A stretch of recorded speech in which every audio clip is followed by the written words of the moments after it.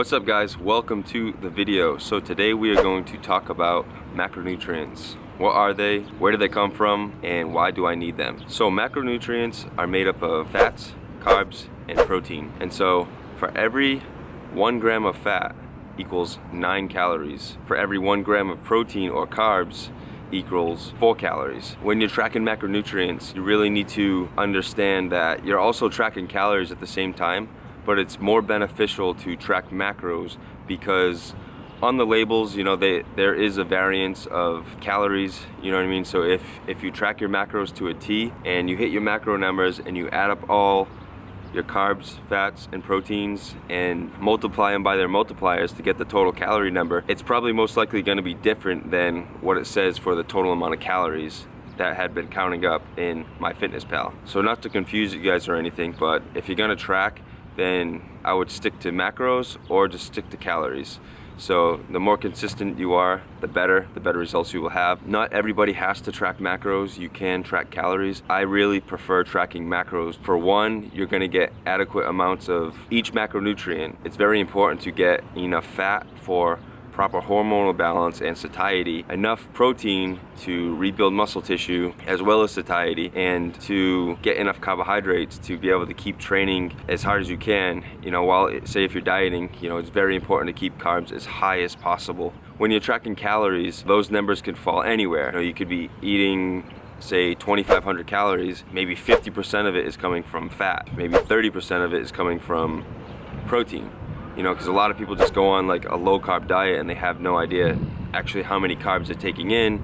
They're just kind of staying away from the carbohydrates and they're just eating more fats and more protein. If they were tracking macronutrients, then they would ensure that they were getting enough carbohydrates, enough fats, enough protein, and therefore they might even actually feel better. The training might be better, sleep will probably be better, because I've done ketogenic diets in the past and it doesn't feel well, you know what I mean? It's like my body understands that I'm missing something, and that's the carbohydrates. You know, like I don't have the amount of energy that I would have if I had the carbohydrates in my diet. So in order to track macronutrients, one tool I recommend you guys download is MyFitnessPal.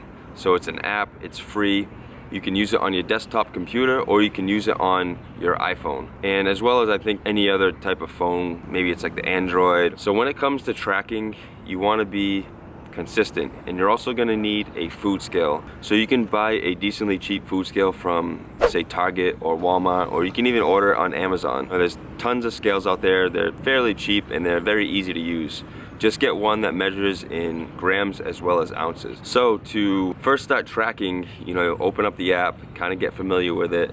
There's a huge database in there, so you could search any food in there, from pretty much anything, from a taco supreme wrap all the way to organic avocado. You know what I mean? They have a huge database, and a lot of restaurants have their macros and their calories in this database. So there's no excuses, guys, of why you can't be consistent and why you can't track.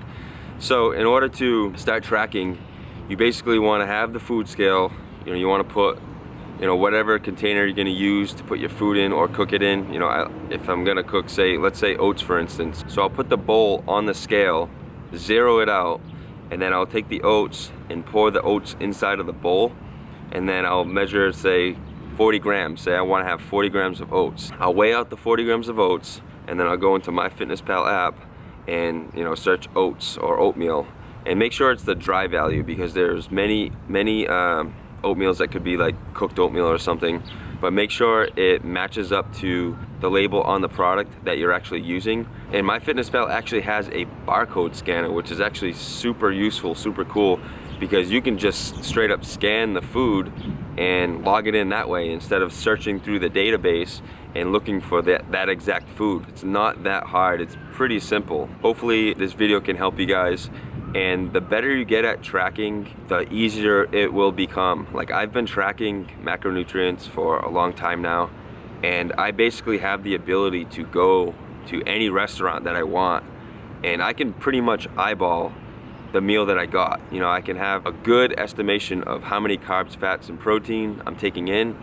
And of course, guys, I don't do this every single day. Whenever I'm home, I use the scale because it's a great tool to know how much you're taking in, and it's very important if you have goals of changing your body composition, if you want to get lean, if you want to gain muscle, you need to consistently give your body what it needs. So when I'm home, I'm always using the scale.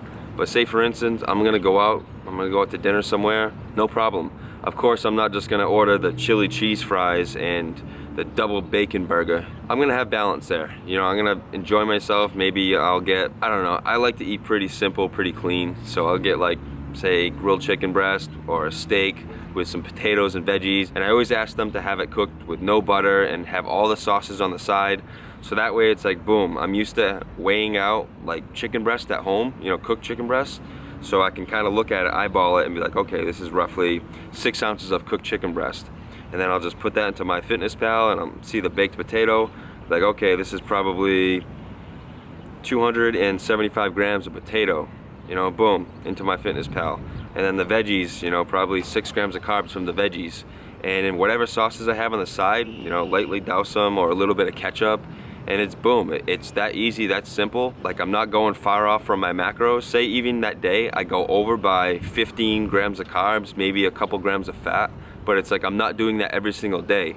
So what really matters is being very consistent, guys. So 7 days out of the week, you gotta be consistent. But then even that one day out of the week, you wanna have a meal out, you know, and you feel confident that you can stay roughly within your numbers, do it. You know, it's all trial and error. I've learned these tools, I've got good at it, I practiced it. Like when you're home, just mess around with the scale, play around with different types of foods that you wanna eat. Like, it makes dieting fun. You know, this is a thing called flexible dieting. You know, you don't have to eat just chicken, rice, and broccoli. You know, you can have more variety. You can have some Greek yogurt with rice cakes, or you can have some peanut butter mashed in a sweet potato. You know, like, there's so many variations. You can fit all these types of foods into your macros. So I hope this video was informational for you guys. I hope you guys enjoyed it. Please let me know in the comments if you have any questions at all.